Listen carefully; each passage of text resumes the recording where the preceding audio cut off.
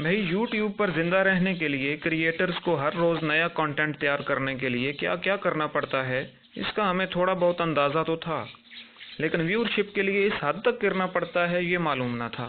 اگر آپ کو علم ہی نہیں کہ کیا ہو رہا ہے تو آپ یقیناً معصوم ہیں اور لیونگ لیجنڈ بھی، بلکہ آپ کو تو محوش حیات کے ساتھ ہی ستارہ امتیاز بھی ملنا چاہیے تھا۔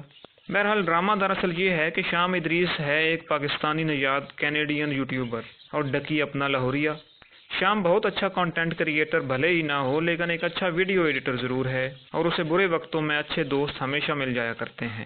جب چینل شروع کیا تو زید علی کے کندھوں پر سوار رہا، اور پھر مختلف اوقات میں شاویر، شامیر، فروغی وغیرہ کے ساتھ کولیبریشنز کرتا رہا، اور آج اس کا چینل اردو کے بے حد کامیاب چینلز میں سے ایک ہے۔ رہی بات ڈکی کی تو یہ ٹپس اینڈ ٹرکس اور گیمنگ ٹیوٹوریل سے ہوتا ہوا روسٹنگ کی دنیا میں آیا ہے۔ کرنٹ افیئرز، وائرل ویڈیوز اور مختلف لوگوں کو روسٹ کرتا ہے۔ بھلے زبان چیپ اور ٹچی استعمال کرتا ہے، لیکن عوام یہی تو دیکھنا چاہتے ہیں۔ سوچا ہے یہ مہینے میں 2 ویڈیوز اپلوڈ کرے، ایک دنیا ہے کہ انتظار میں ہوتی ہے۔ اس کا چینل بھی انتہائی تیزی سے ترقی کرنے والے پاکستانی یوٹیوبرز میں سے ایک ہے۔ اب آپ لوگوں کو تو معلوم ہی ہے کہ جیسے کسی قوم کو متحد رکھنے کے لیے ایک دشمن کی ضرورت ہوتی ہے، ویسے ہی چینل کو چالو رکھنے کے لیے مسلسل کنٹینٹ کی۔ ویسے آپس کی بات ہے، تھاٹ پروسیس چیک کیا اپنے بھائی کا؟ تو اب روز روز کون مغز ماری کرے، نئے نئے ٹاپک سوچے، ویڈیوز بنائے، اور ویوز پھر بھی ایسے آئیں جیسے ولیمے پہ لوگ آتے ہیں ایک ایک کر کے، اور ٹوٹل 250۔ سو اس سے کہیں زیادہ بہتر ہے کہ آپس میں جھوٹ موٹ لڑا جائے۔ بھائی بالکل ویسے ہی جیسے بالی ووڈ میں تینوں خانز آپس میں باری باری لڑتے اور راضی ہوتے ہیں۔ اس سے میڈیا بھی خوش رہتا ہے، ریٹنگ بھی ملتی ہے، اور کسی کا کام بھی نہیں رکتا۔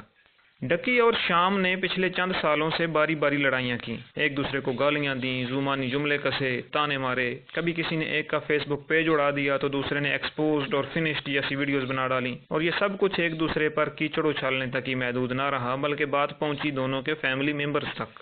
ویڈیوز بنتی رہیں، دونوں فریقین جہاں اپنی صفائیاں دیتے رہے، وہیں دوسرے پر بے سروپا الزام بھی لگاتے رہے۔ ایک دوسرے کے خلاف ڈھونڈ ڈھونڈ کر مواد نکالا گیا، ویڈیوز بنائی گئیں اور ڈالر چھاپے گئے۔ اب جب کچھ دن پہلے شام اور فروغی دونوں پاکستان آئے اور ایک میٹ اینڈ گریٹ رکھا تو اس بجھی ہوئی آگ میں پھر سے انگارے سلگنے لگے، اور دوبارہ شروع ہوا نورا کشتی کا ایک نیا سلسلہ۔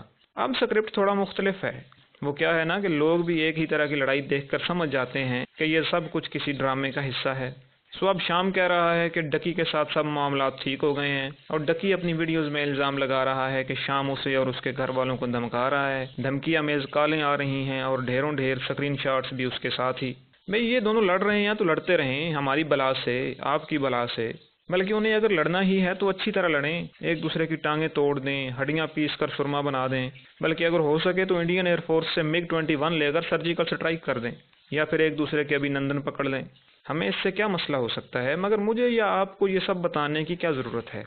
آپ گھر میں اپنے بہن بھائی سے لڑتے ہیں، محلے میں نیبرز سے لڑتے ہیں، خاندان میں کزنز سے لڑتے ہیں، سکول، کالج اور یونیورسٹی میں دوستوں سے لڑتے ہیں، پر کیا آپ اس سب کی ایڈورٹائزمنٹ کرتے ہیں؟ نہیں نا؟ لیکن نہیں بھائی، یہی تو اصل گیم ہے۔ سکینڈلز ڈھونڈنے سے زیادہ آسان چیز انہیں خود ہی گھڑ لینا ہے۔ اگر دوسروں کے حقیقی سکینڈلز پر ریسرچ کی جائے تو ایک تو ٹائم ضائع ہوتا ہے، محنت کرنی پڑتی ہے، اور پھر اسکرین شاٹس بھی تو دستیاب نہیں ہوتے نا، جو آپس کے پلانٹڈ جھگڑے کے وقت سنبھال کر رکھ لیے جاتے ہیں۔